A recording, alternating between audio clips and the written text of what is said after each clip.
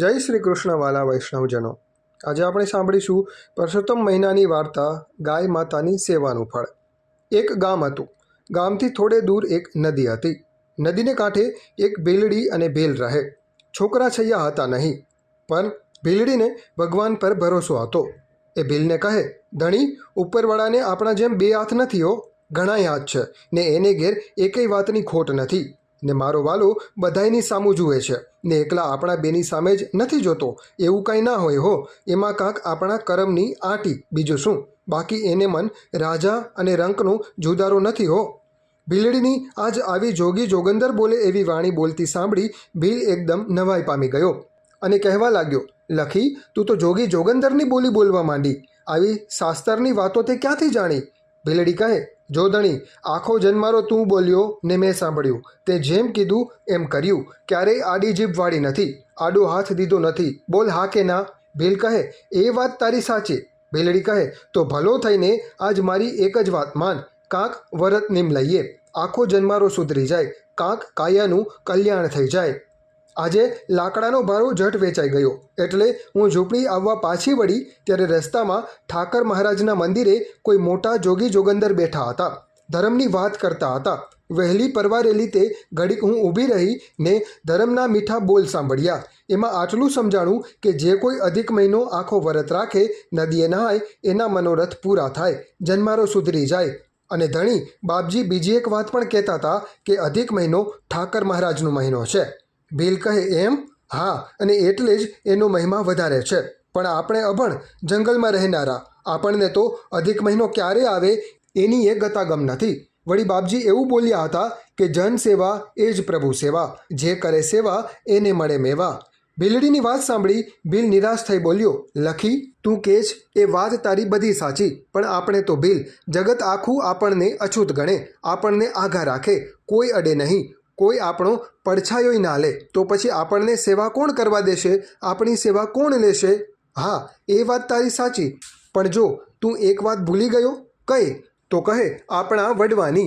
તું જેમ છડિયાને નાવમાં બેસાડી નદી પાર કરાવે છે, એમ જ આપણા વડવા કેવટ નાવ ચલાવતા, અને એક દિવસ ઠાકર મહારાજ પોતે હાજરા હજુર એમના વહુ સીતા માતા અને નાના ભાઈ લક્ષ્મણ જાતે આવ્યા હતા ને કેવટને કીધું, તું નદી પાર કરાવ કેવટ, અને કેવટે એમના પગ ધોઈને નાવમાં બેસાડી નદી પાર કરાવ્યા હતી। ઉતરાઈ નહોતી લીધી, ભગવાને એમને ન્યાલ કરી દીધા હતા, યાદ છે? ભીલ કહે, હા। તો બસ આપણે પણ આજથી જ નિયમ લઈએ કે નદી પાર કરવાની ઉતરાઈ છડિયા પાસેથી માગવી નહીં। આપે તો ભલી, ના આપે તો 7 વાર ભલી, આપે તો ના કહેવાની નહીં, અને ના આપે તો જય સીતારામ। બસ આ આપણી સેવા, આ આપણું વ્રત, અને આ જ આપણું નિયમ। આમ ભીલડીએ ભીલને સમજાવી લીધો છે। વાતોમાં ધ્યાન રહ્યું નથી, સમયનું પણ ભાન રહ્યું નહીં, કોઈ પોતાની વાત સાંભળી રહ્યું છે એની એ ખબર નથી, અને સાંભળનારે કેવા લીન થઈ આ ભોળા ભક્તોની વાત સાંભળતા હતા, તેમનાથી એકદમ જ બોલાઈ ગયું, વાહ, અભણ કેટલું યાદ રાખે ને ઓલ્યા ભણેલ ભૂલી જાય, તમારા પગ ધોવા દ્યો ને રઘુરાય। ભીલ અને ભીલડી એક સાથે ચમક્યા। પાછળ જુએ છે તો કોઈ જોગી જોગંદર ઊભા છે અને મરક મરક હસે છે। ભીલ અને ભીલડી બે હાથ જોડીને પગમાં પડી ગયા। શું બોલવું એની સૂઝ પડી નહીં, બસ હાથ જોડી રહ્યા। મહાત્માએ બંનેને ઊભા કર્યા, પછી કહે, કેવટ, નદી પાર કરાવશો કે? હા બાપજી, નદી પાર કરાવવાનું જ અમારું કામ છે, હાલો બાપ, અબઘડી ઓલા કાંઠે લઈ જાઓ, બેસી જાઓ નાવમાં। પેલા મહાત્મા નાવમાં બેઠા। ભીલ અને ભીલડી બંને હલેસા મારવા લાગ્યા।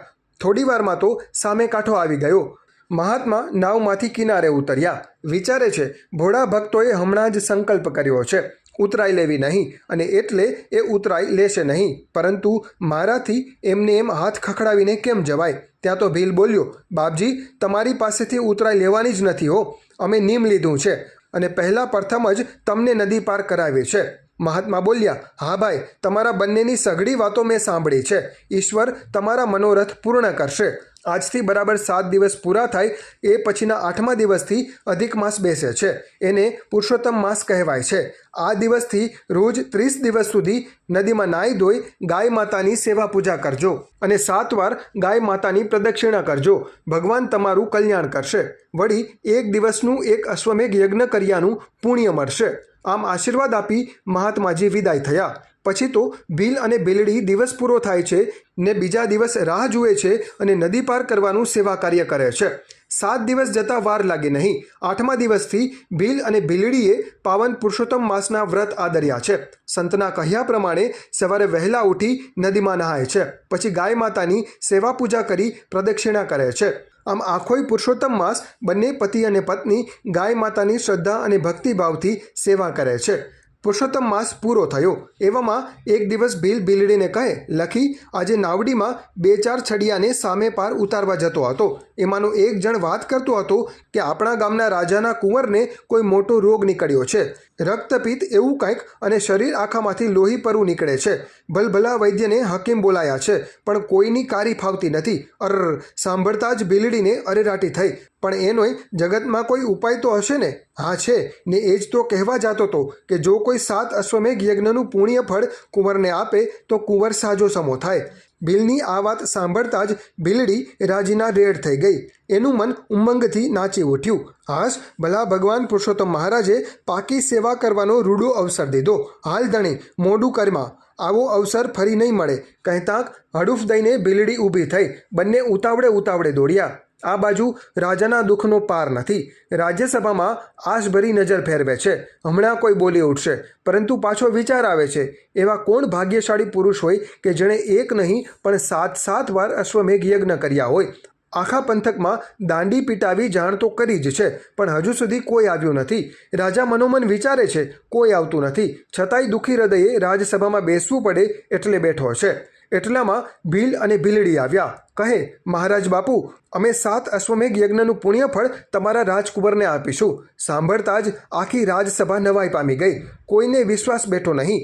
રાજના રાજગુરુ પણ ઊભા થયા ને કહેવા લાગ્યા, રાજન, આશ્ચર્યમુગ્ધ થઈ જવાય તેવી ઘટના ઘટી છે, પરંતુ ઈશ્વરની લીલા ન્યારી છે. આપ આજ્ઞા આપો. વિશ્વાસ નહીં થતો હોવા છતાં રાજા બોલ્યો, ભલે ગુરુદેવ. પછી રાજગુરુએ ભીલ અને ભીલડીને વિધિસર સંકલ્પ મુકાવ્યો. જ્યાં ભીલ અને ભીલડીએ સંકલ્પ મૂક્યો ત્યાં તો કુંવરના શરીરમાં શક્તિનો સંચાર થવા માંડ્યો. ઘડીકવારમાં તો કાયા કંચન જેવી થઈ ગઈ. કોઈ રોગ હતો જ નહીં. કુંવરને સાજો સમો થયેલો જોઈ બધાની આંખોમાં હર્ષના આંસુ આવી ગયા. ભીલ અને ભીલડીની આંખો પણ હર્ષના આંસુથી છલકાઈ ગઈ. મનમાં કંઈક પુણ્ય કરી છૂટ્યાનો અનેરો આનંદ હતો. રાજા અને રાણી દોડ્યા. બંનેના પગે પડવા જાય છે ત્યાં તો હા મહારાજ બાપુ, આ શું કરો છો મારા બાપ, એમ કહીને રાજાને અને રાણીને રોકી લે છે.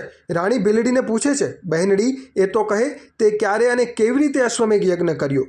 પુરુષોત્તમ યજ્ઞના વ્રત ફળના પ્રભાવે ભીલ અને ભીલડીના જ્ઞાનના દ્વાર ખુલી ગયા છે. વાણીમાં પણ પરિવર્તન આવ્યું છે. નમ્રતાપૂર્વક બધી વાત કરી. પાવન પુરુષોત્તમ માસના વ્રતનો અને પ્રભુજીનો મહિમા ગાયો છે. ગૌ સેવાનું ફળ કહ્યું છે. આ સાંભળી બધા હર્ષ પામ્યા અને આનંદ મંગળ વર્તાયો.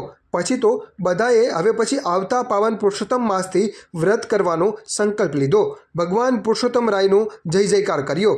ભીલ અને ભીલડી બોલ્યા કે પુરુષોત્તમ પ્રભુ જેવા અમારી ભેરે થયા અને ફળ દીધા એવા સૌને ફળજો. બોલો પૂર્ણ પુરુષોત્તમ ભગવાન કી જય.